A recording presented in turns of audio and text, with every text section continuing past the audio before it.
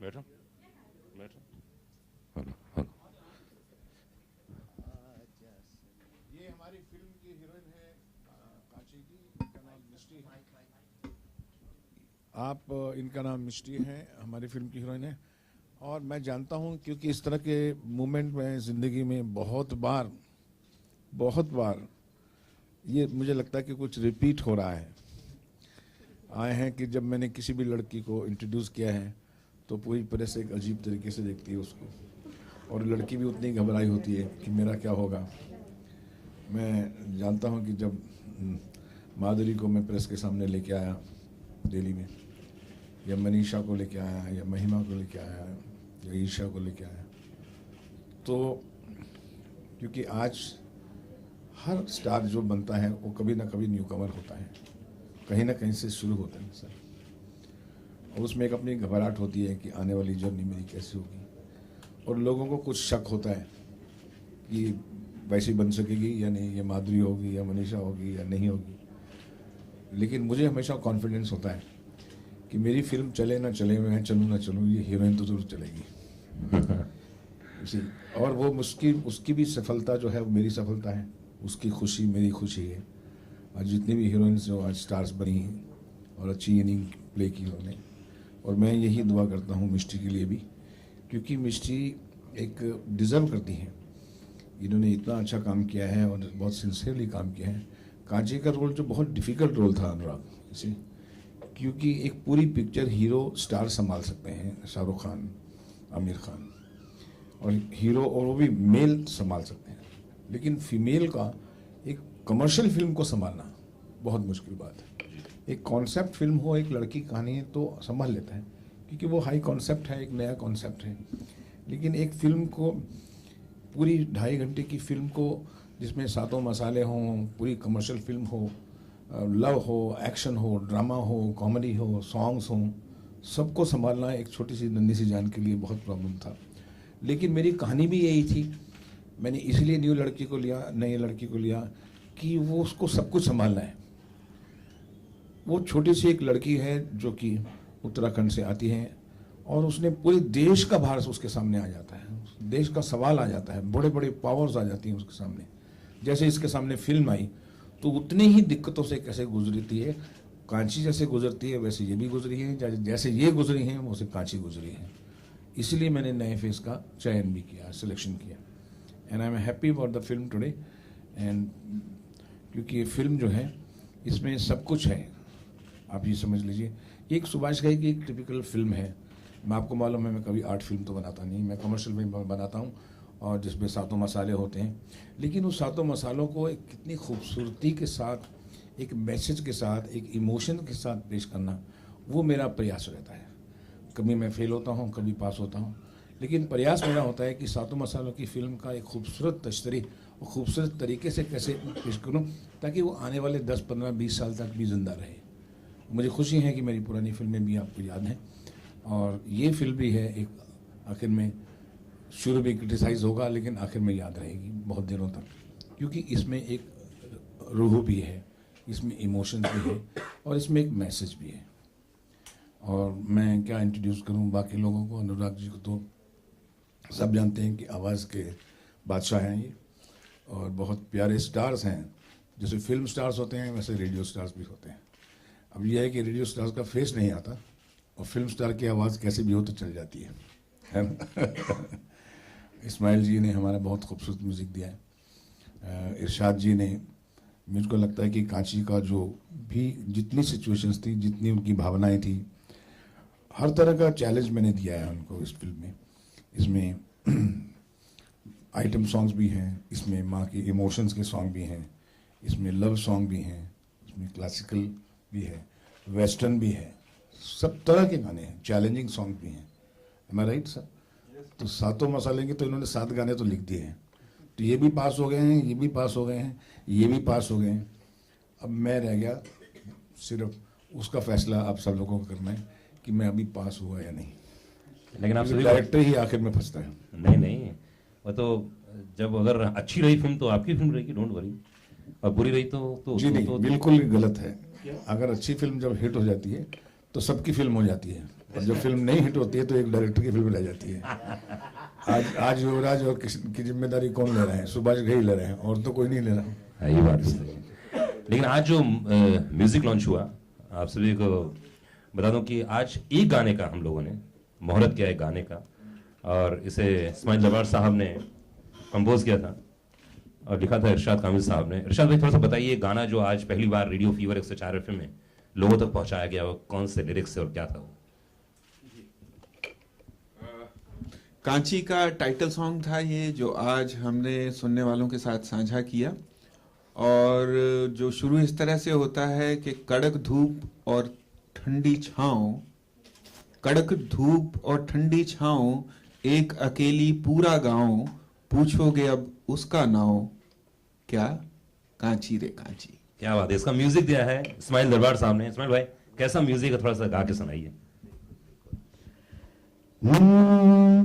कड़क धूप और ठंडी छाँव, एक अकेली पूरा गांव, पूछोगे अब उसका नाम, क्या कांची रे कांची। क्या बात है, बहुत खूब। चलिए, ये इस गाने का, और खासतौर से कांची फिल्म के जितने भी गाने हैं उसके लिरिक्स बड़े कमाल के हैं, म्यूजिक डायरेक्शन बहुत कमाल का है। उनमें से हम मेकिंग ऑफ एक गाने का हम मेकिंग देख रहे हैं यहाँ पर, जो यहाँ पर वीडियो आपको नजर आएगा। उसके बाद इस गाने के बारे में बहुत सारी बातें करेंगे। सुभाष घई साहब इस समय हमारे साथ में हैं, लिरिसिस्ट एंड म्यूजिक डायरेक्टर मौजूद हैं। ये गाना कैसे बना, क्यों बना, क्या रीजंस थे, क्यों ऐसे शब्दों का चयन किया गया, और ये जो म्यूजिक चुना गया क्यों इसी राग पे चुना गया है, वो पूरी जो एक्ट्रेस है, जो हीरोइन है फिल्म की, उसके चरित्र पर आधारित है, वो सब। देखिए, कांची जो है एक स्टोरी रूरल गर्ल की है। रूरल गर्ल की अपनी हिम्मत, करेज, साहस, इंटेलिजेंस, कॉमन सेंस, अग्रेशन, जो खूबसूरती, ब्यूटीफुल। तो एक पैराडॉक्स होता है रूरल लड़की में कि वो फ्रेजाइल ब्यूटी भी होती है और वो अग्रेसिव भी होती है, वो फूल भी होती है, वो गुलेल भी होती है। तो वही है कांची। तो कांची के लिए क्या स्पोर्ट्स हो सकता है? एक साइकिल, एक आम आदमी का साइकिल, और वो साइकिल में जो जीतती है रेस, और उसके सामने जो फॉल, साइकिल रेस के टाइम पे जो उसे फॉल प्ले करने की कोशिश करता है और उसकी जो पिटाई करती है, वो है कांची। साइकिल रेस जीतना उसके लिए इंपॉर्टेंट नहीं था, उसके लिए था कि राइटफुली साइकिल जीती जाए, और ये उसका कैरेक्टर पहली रील में हम लोग एस्टैब्लिश करते हैं। इसीलिए बताया जाता है कांची रे कांची, कांची रे कांची। क्या बात है। ऐसी बहुत सारी फिल्में बनी है, नया दौर जिसमें रेसिंग दिखाई गई, जो जीता वही सिकंदर, ऐसी। तो इसमें पूरी फिल्म की ओवरऑल स्टोरी क्या है, वन लाइनर क्या है? ये फिल्म साइकिल के रेस की नहीं है, ये फिल्म ये है, ये फिल्म कांची की जिंदगी की सबसे अपने एक एस्टैब्लिशमेंट के साथ और बड़ी बड़ी पावर के साथ लड़ने की कहानी है कि किस तरह से कि जो लोग सप्रेस हैं, आज इतना गुस्सा लेके यूथ बैठा हुआ है, इतनी प्रॉब्लम्स, इतने फियर लेके बैठा हुआ है, तो वो यही कहना चाहती है कि आप डर के मत रहो, fear no evil, do what is right, fight for the right. You see, this is what she wants to say. पूरा गांव एक पॉइंट पर आके हार जाता है कि जो बड़ी बड़ी पावर है उनके सामने बात नहीं करनी चाहिए, और ये बोलती बात करनी चाहिए। और ये अकेली लड़की ही बड़ी बड़ी पावर के सामना करती है, और किस तरह से उनको कारपेट उनके नीचे से खींच लेती है और उनको गिराती है। एक अकेली पूरा गांव, पूछोगे अब उसका नाम, कांची रे कांची। क्या बात है। इस्माइल दरबार साहब, ये जो गाना बनाया गया, पहला गाना टाइटल ट्रैक है, अभी रेडियो में आप बात कर रहे थे, और जब ये रिवील हुआ सारी दुनिया के सामने तो बहुत सारे रिएक्शंस आए, बहुत सारे कॉल आए। एक कॉल ऐसा आया कि किसी लेडीज के ऊपर बहुत ऐसे कम गाने बने जो महिला ओरिएंटेड हैं, महिलाओं को बहुत तवज्जो दिया गया है। तो क्या जहन में था जब सुभाष जी ने आपको बोला कि यार इसके ऊपर टाइटल ट्रैक बनाना है?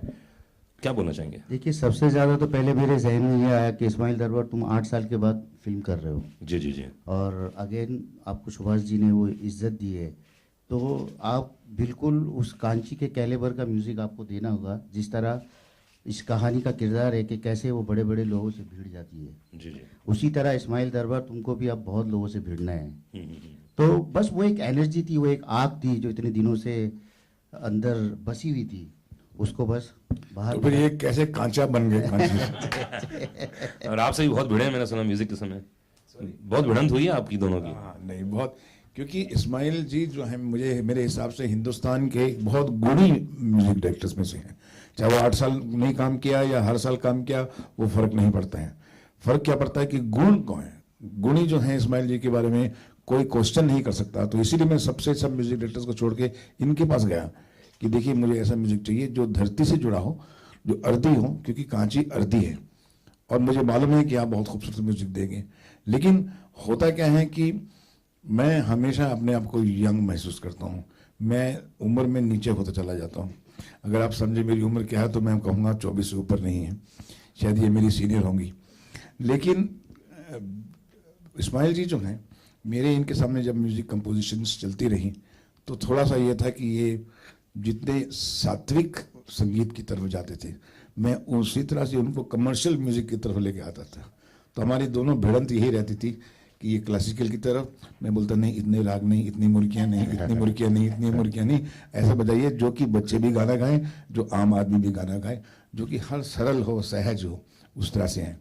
और अल्टीमेटली हम दोनों का कॉम्बिनेशन बहुत अच्छा रंग लाया है, ऐसा मैं महसूस करता हूँ। इरशाद भाई, इसके जो लिरिक्स की अगर हम बात करें, आपने कांची को एक पूरा एक नया रूप दिया, एक नया रंग दिया, और खासतौर से डायरेक्टर जो चाहता है वो आपने अपने लिरिक्स के जरिए दर्शाया इस गाने में। तो रेडियो में बहुत सारे कॉल आ रहे थे, उसमें से क्या बोलना चाहिए, क्या एग्जैक्ट आपको नरेशन दिया गया था कि यार ऐसी कुछ होगी कांची हमारी? कांची, जैसा कि सुभाष जी ने बताया कि वो आज की लड़की है, वो आज की लड़की वैसी है जो मोहब्बत में नरम भी है और नफरत में गरम भी है। वो उस तरह की लड़की है जो अपनी चुनौतियों को सीधे स्वीकार करती है सामने से। तो सुभाष जी के पास एक तस्वीर थी दिमाग में, मैंने जो किया वो मैंने शब्द चित्र बनाया कि शब्द अगर कांची का चित्र बनाए तो किस तरह की तस्वीर बनेगी तो वो मैंने उसका कैरेक्टर ढालने की कोशिश की। इसीलिए जब गाना बढ़ता है आगे, वो कहती है कांची यूं तो कांच के जैसी, तेज भी है पर आंच के जैसी। आंच भी है उसमें, कांच भी है वो लड़की। क्या बात मिस्टी, जी कैसा लग रहा है पहली बार? कांच और आंच बन के वो तो क्या, उसको तो अभी समझने में 2 साल और लगेंगे। हाँ। जी बिल्कुल नहीं।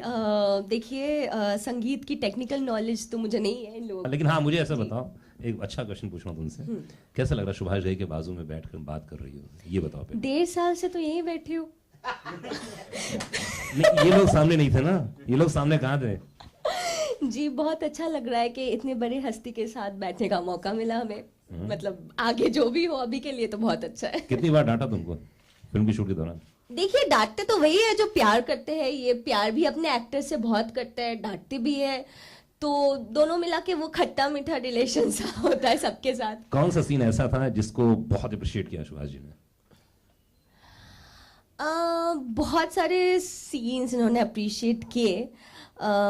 एक्चुअली जब हम लोग शूटिंग कर रहे थे तब हमको एक्चुअली वो समझ में नहीं आता है कि कौन सा सीन ऐसा था जिसको बहुत अप्रिशिएट किया सुभाष जी ने? बहुत सारे सीन्स इन्होंने अप्रिशिएट किए। एक्चुअली जब हम लोग शूटिंग कर रहे थे तब हमको एक्चुअली वो समझ में नहीं आता है कि अप्रिसिएशन भी क्यों कर रहे हैं, डांट भी क्यों रहे हैं, वो क्योंकि scene कौन सा आज है? सच हम न्यू कमर्स है। Scene कौन सा? लेकिन जब वो सीन उभर के आता है फिल्मों में, जब हम स्क्रीन में देखते हैं तब हम जाके समझते हैं कि हमको डांटा क्यों था और अप्रिशिएट क्यों किया था। ऐसे बहुत से सीनों में किया था, पर अभी कौन सा तो सीन था?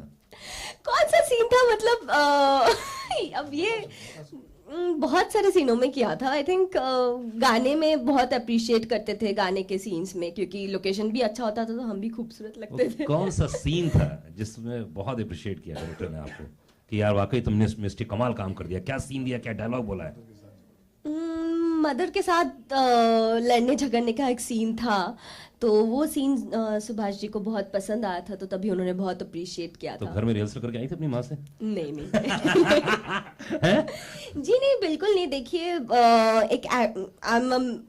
मुझे कोई टेक्निकल ट्रेनिंग एक्टिंग की भी नहीं है, तो मैं बस ये मानती हूँ कि जब मैं वो कर रही हूँ सीन, मैं खुद को उस रंग में ढाल लेती हूँ।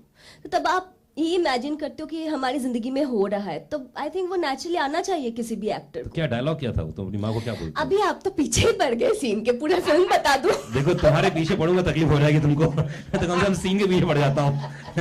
शिवाजी बोलेंगे मेरी हीरोइन को छोड़ दो तुम यार। बताओ ना, थोड़ा सा क्यूरियोसिटी होनी चाहिए ना, वो ऐसा जज्बा होना चाहिए जिससे हाँ देखने तो जाए, वो देखिए, सीन जानेंगे हाँ वो तो मजा आएगा। एग्जैक्टली, वो क्यूरियोसिटी अभी आप में है तो आप देखने जाओगे, तो आपकी इस क्यूरियोसिटी को मैं खत्म नहीं करूंगी मैं सीन बता के। नहीं, मैं जानता हूँ कि एक सीन इसने बहुत अच्छा किया था, और मैं क्यों तारीफ कर रहा हूँ इसकी। एक सीन था जिसमें कि ये अपनी माँ से झगड़ती है और माँ बोलती है कि देखो सरकार से और पावरफुल लोगों से लड़ना अच्छा नहीं। जी। और तब ये कहती है कि नहीं, तुझे शांति चाहिए, मुझे शांति नहीं चाहिए। हाँ। मुझे इनसे करना है, मुझे कार की तरह जिंदा नहीं रहना है। ओके। तो वो सीन मैंने लिखा था, पूरा 1.5 पेज का सीन था, 1.25 पेज का। तो मैंने इनको दिया और हमें बहुत जल्दी शूटिंग करनी थी क्योंकि सन जा रहा था वहाँ पर आउटडोर में। और मुझे अभी तक याद है कि इस लड़की को सीन दिया और ये वहाँ गई तो उसने पूरा सीन पढ़ा और 15 मिनट के बाद ये रेडी हो गई। और वो पहला टेक, फर्स्ट टेक, हमने हाथ में ही कैमरा रखा था, 2 कैमरे थे हाथ में रखे ताकि परफॉर्मेंस जो है कैरेक्टर आए। और मैंने इसको बोला just go, don't take instruction, just burst. तो मदर के सामने आज तुमको बोलना ही है जो सच बोलना है।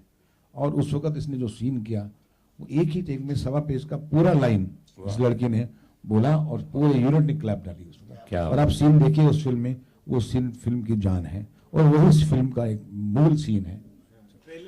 जी हाँ। और गाना है? हाँ जी, सुनो, दिखाइए। प्रधान फिल्म बनानी और एक स्ट्रॉन्ग, एक सशक्त किरदार चाहिए तो विद्या बालन की बात आती है, तब्बू को लोग लेते हैं, लेकिन एक नई लड़की के साथ इतनी उम्मीदें रखना, और क्या ऐसा पैमाना था जो आपने समझा कि हाँ ये लड़की बिल्कुल परफेक्ट है? जब मिली आपको मिस्टी, क्योंकि एक लंबी तलाश थी आपकी, क्या लगा कि हाँ मिस्टी ही बिल्कुल परफेक्ट है? देखिए, कांची का स्क्रिप्ट लिखने के बाद मेरे पास बहुत बड़ी जिम्मेदारी आ गई। क्या हुआ, स्क्रिप्ट में बहुत ही लगा कि प्रोडक्शन बहुत बड़ी होनी चाहिए, इसमें बड़ा एक्सपेंडिचर चाहिए। तो उसके लिए स्टार होना बहुत ज़रूरी था क्योंकि स्टार से ही फिल्म बिकती है, स्टार से ही पैसा मिलेगा तो इतनी बड़ी प्रोडक्शन बना सकते हैं। अब चैलेंज ये था कि मैं जब पूरा स्क्रिप्ट पढ़ता गया तो मुझे लगा कि इसमें स्टार नहीं होना चाहिए, बिल्कुल नहीं होने चाहिए। मेरी दोस्त कतरीना भी हैं, करीना भी हैं, प्रियंका चोपड़ा हैं, विद्या बालन हैं, सब मेरे फ्रेंड्स हैं, they all want to work with me. लेकिन मेरे जो स्क्रिप्ट जो है वो मुझे डिमांड करता रहा कि इसमें आप प्लीज़ किसी स्टार को मत लेना, इसमें नई लड़की का होना ही बहुत ज़रूरी है। और इसीलिए मैंने 340-50 लड़कियों के ऑडिशंस लिए और एक पॉइंट में मैं हार गया और मुझे लगा कि मैं कांची नहीं बनाऊंगा जब तक वो कांची जो मैं सोच रहा हूँ, जो चित्र है मेरे दिमाग में, वो नहीं आ रहा है। कॉम्प्रोमाइज़ नहीं करूंगा मैं। एक बहुत बड़ा चैलेंज था क्योंकि ये चैलेंज बहुत इंपॉर्टेंट डायरेक्टर के लिए होता है कि जिस वक्त कांची आएगी स्क्रीन के ऊपर वो एक अपना फ्लेवर, अपना नया रूप लेकर आएगी। आप किसी भी स्टार के साथ बनाएंगे तो आप वो स्टार उस तरह से बिहेव करेगा कांची की तरह। जैसे मैंने फिल्म परदेश बनाई थी, उसमें मैं माधुरी दीक्षित को भी ले सकता था। हमारे प्रोडक्शन वालों ने, हमारे बिजनेस वालों ने कहा कि नहीं, आप स्टार लेंगे तो पैसा मिलेगा। जैसे कांची में भी कहा, मुझे बहुत फोर्स किया मेरी कंपनी ने कि आप इसमें स्टार लीजिए, अदरवाइज ये पिक्चर के लिए हमको बहुत भारी पड़ जाएगा, यू प्ले सेफ। मैं बोला मेरी सेफ्टी यही है कि मैं अच्छी पिक्चर बनाऊँ, उनको पैसा नहीं चाहिए। और इसलिए परदेश में अगर आप देखिए माधुरी होती तो कैसी लगती, मैंने उस वक्त नई लड़की ली ना। तो आज भी मैं दावे से बोलता हूँ कि अगर आप जब पिक्चर देखेंगे तो आप खुद ही बोलेंगे कि कोई भी स्टार इसमें फिट नहीं हो सकता था, सिर्फ मिस्टी ही फिट होती। मिस्टी, आपकी अगर बात की जाए जैसे कि वो फिल्में बनाते हैं, सुभाष जी की जिस तरह की फिल्में होती हैं, आपको जब ये ऑफर आया कि उनसे मिलना है तो आपका पहला रिएक्शन क्या था कि सुभाष जी के पास जाना? और मिस्टी की क्योंकि तलाश आपको भी पता होगा, कई बार जब हम भी सुभाष जी से मिलते तो वो हमें भी पूछ लेते थे भाई मिस्टी ढूंढ दो। तो आपको क्या लगा था कि जब आप मिल रहे थे कि भाई कैसे मिलेंगे, कैसे ऑडिशन देंगे, मतलब कुछ डर था मन में आपके? जी देखिए, डर तो नहीं था, लेकिन जब कांची की बात उठ के आई मेरे सामने तो मैंने इसका जो टीज़र आप लोगों ने देखा होगा, जो पहले रिलीज़ किया था, वो मैंने देखा। तो उसमें जो संगीत था और जैसे जैसे वो कैरेक्टराइजेशन जैसे इन्होंने बोला हुआ था, कहीं ना कहीं मुझे भी अंदर से लग रहा था कि मैं शायद लाइक इसमें फिट हो जाऊँ। तो एक कॉन्फिडेंस थी। फिर जब हम इनसे मिले तो सब होता गया जैसे किस्मत ने चाहा। मिस्टी, आपका रियल लाइफ का कैरेक्टर मिलता है कांची से? देखिए, कांची और मेरे में ये फ़र्क है कि हम दोनों का बैकड्रॉप जो बैकग्राउंड है वो अलग है। She comes from the rural area, I belong to the urban society. But I think Kanchi एक आम लड़की है और हर आम लड़की का कहीं ना कहीं उसके साथ ताल्लुक है। तो कोई है जो एक्सप्रेस कर पाते हैं, जैसे कांची ने एक्सप्रेस किया है, शी फॉट बैक, और कोई है जो नहीं कर पाते हैं। तो कांची एक इंस्पिरेशनल स्टोरी है जो हर आम लड़की को या आम यूथ को इंस्पायर करे कि जो उनके दिल में है वो दिल में ना रखे, उभर के आए उनके दिल से और वो अपने लिए और अपने सोसाइटी के लिए कुछ करे। तो आई थिंक कांची से हर कोई कहीं ना कहीं रिलेट कर पाएगा। उत्तराखंड से कोई आपका रिश्ता, क्योंकि उत्तराखंड की ये लड़की है तो वाकई में आपको कुछ रिसर्च करना पड़ा कि भाई पहाड़ की लड़कियां ऐसी होती है, और कुछ एक कनेक्शन था जो आपको महसूस हुआ? वो जिम्मेदारी हम लोगों की होती है। जी बिल्कुल, रिसर्च तो एसजी ने किया।